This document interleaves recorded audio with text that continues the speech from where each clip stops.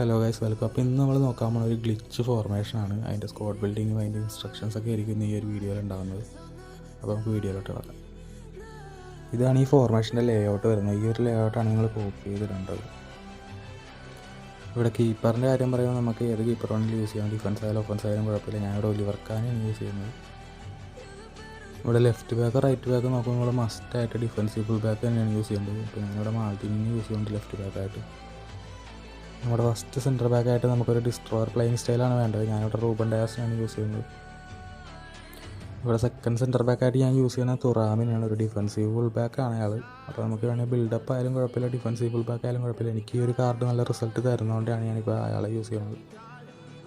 നമ്മുടെ full backs രണ്ടും എന്തായാലും ഡിഫൻസീവ് ആയിരിക്കണം. അപ്പോൾ ഞാനിവിടെ യൂസ് ചെയ്യുന്നത് വാൻബിസാക്ക തന്നെയാണ്. എനിക്ക് നല്ല റിസൾട്ട് തരുന്നൊരു കാർഡാണ്. പുള്ളിയുടെ ഹൈലൈറ്റ് കാർഡാണെങ്കിലും ഞാൻ അത്യാവശ്യം നല്ല രീതിക്ക് യൂസ് ചെയ്തുകൊണ്ടിരുന്നതാണ്. പിന്നെ നമ്മൾ DMF നോക്കുമ്പോൾ ഒരു ആങ്കർമാൻ മസ്റ്റാണ്. എനിക്ക് ഏറ്റവും റിസൾട്ട് തരുന്ന ഒരു കാർഡ് വിയറയാണ്. അപ്പോൾ ഞാൻ അവിടെ വിയറേനാണ് യൂസ് ചെയ്യുന്നത്. ഇവിടെ CMF ആയിട്ട് ഞാൻ യൂസ് ചെയ്യണ മക്കളെല്ലാവരെയാണ്. അത് നമുക്കൊരു ബോക്സ് ടു ബോക്സ് അല്ല ഡിസ്ട്രോയർ പ്ലേയിങ് സ്റ്റൈലുള്ള ആരും വേണമെങ്കിലും നമുക്ക് യൂസ് ചെയ്യാം. അത്യാവശ്യം പാസിങ്ങും സ്പീഡുമാണ് അതിൻ്റെ അകത്ത് വേണ്ടത്.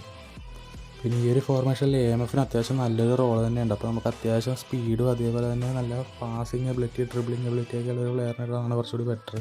ഞാനിപ്പോൾ ഇവിടെ യൂസ് ചെയ്യുന്നത് മെസ്സിയാണ്. നമുക്ക് ഏത് പ്ലേയിങ് സ്റ്റൈൽ വേണമെങ്കിലും യൂസ് ചെയ്യാം. പിന്നെ ഈ ഒരു ഫോർമേഷൻ ഞാൻ അത്യാവശ്യം ഗ്ലിച്ച് ഫോർമേഷൻ എന്ന് പറഞ്ഞതിൻ്റെ റീസൺ എന്താണെന്ന് വെച്ചിട്ടുണ്ടെങ്കിൽ അതിൻ്റെ അകത്തുള്ള ഒരു പൊസിഷനാണ്, ആ ഒരു സെക്കൻഡ് സ്ട്രൈക്കർ പൊസിഷനാണ്. അത് നമുക്കൊരു ഡീപ്പ് ലൈങ് ഫോർവേഡ് തന്നെ വേണം. ആ ഒരു ഡീപ്പ് ലൈങ് ഫോർവേഡ് ഞാനിപ്പോൾ യൂസ് ചെയ്യുന്ന ഫിർമിനോ ആണ്. എനിക്ക് അത്യാവശ്യം നല്ല റിസൾട്ട് ഉണ്ട്. സ്പീഡും അതേപോലെ തന്നെ പാസിങ്ങും അതിൻ്റെ അകത്ത് വേണ്ടത്. ഇവിടെ ഫസ്റ്റ് CF ആയിട്ട് ഞാൻ യൂസ് ചെയ്യുന്ന ഒരു ഗോൾ പോച്ചർ കാർഡാണ്. നല്ല സ്പീഡും ഫിനിഷിങ്ങും ഒക്കെ ഉള്ളൊരു കാർഡ് വേണം യൂസ് ചെയ്യാനായിട്ട്. അപ്പോൾ ഞാനിവിടെ യൂസ് ചെയ്യുന്നത് റൊമാരിയോനെയാണ്. ഇവിടെ സെക്കൻഡ് CF ആയിട്ട് ഞാൻ യൂസ് ചെയ്യുന്നത് ഏറ്റവും തന്നെയാണ്, ഒരു ഗോൾ പോച്ചർ കാർഡാണ്. അത്യാവശ്യം നല്ല രീതിക്ക് എനിക്ക് റിസൾട്ട് തരുന്നൊരു കാർഡായതുകൊണ്ടാണ് ഞാൻ ഇടുന്നത്. എനിക്ക് ഏതൊരു പ്ലെയറിനാണെങ്കിലും ഇടാം. അപ്പോൾ ഇതാണ് നമ്മുടെ സ്ക്വാഡ് വരുന്നത്. അപ്പോൾ നമുക്ക് ഇതിനകത്ത് വേണ്ട ഇൻസ്ട്രക്ഷൻ എന്താണെന്ന് കൂടി ഒന്ന് നോക്കാം. ഇതിൽ നമ്മൾ ഫസ്റ്റ് ചെയ്യേണ്ടത് എന്താണെന്ന് വെച്ചിട്ടുണ്ടെങ്കിൽ നമ്മുടെ ഫസ്റ്റ് CFനെ നമ്മൾ കൗണ്ടർ ടാർഗറ്റ് ആക്കുക. അപ്പോൾ ഞാൻ എൻ്റെ റൊമാരിയോനെ കൗണ്ടർ ടാർഗറ്റ് ആക്കിയിട്ടുണ്ട്.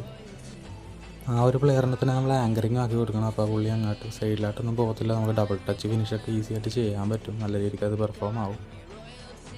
പിന്നെ ഇവിടെ ഒഫൻസീവായിട്ട് ഞാനിവിടെ മെസ്സിനാണ് കൊടുക്കണം. ആ ഒരു AMFന് നമ്മൾ മസ്റ്റായിട്ട് അവിടെ ഒഫൻസീവ് കൊടുക്കുക. പിന്നെ നമ്മളൊരു കാര്യം കൂടി ചെയ്യാമെന്ന് വെച്ചിട്ടുണ്ടെങ്കിൽ ഡിഫൻസ് കിട്ടാത്തൊരു പ്ലേയേഴ്സിന് വേണ്ടിയാണ്. ഇപ്പോൾ ഡിഫൻഡിങ് നമുക്ക് അത്യാവശ്യം സെറ്റാണെങ്കിൽ ഈ ഒരു കാര്യം ചെയ്യേണ്ട. അപ്പോൾ ഡിഫൻസ് വീക്കാണെന്നുണ്ടെങ്കിൽ നമ്മൾ നമ്മുടെ ആങ്കർമാനെ ഡീപ്പ് ലൈനും കൂടി ഇട്ടിട്ടുണ്ടെങ്കിൽ സെറ്റായിട്ടുണ്ട്. അപ്പോൾ ഇത്രയേ ഉള്ളൂ. അപ്പോൾ എല്ലാവരും ഈ ഒരു ഫോർമേഷൻ ജസ്റ്റ് ഒന്ന് ട്രൈ ചെയ്ത് നോക്കുക. ഓക്കെ.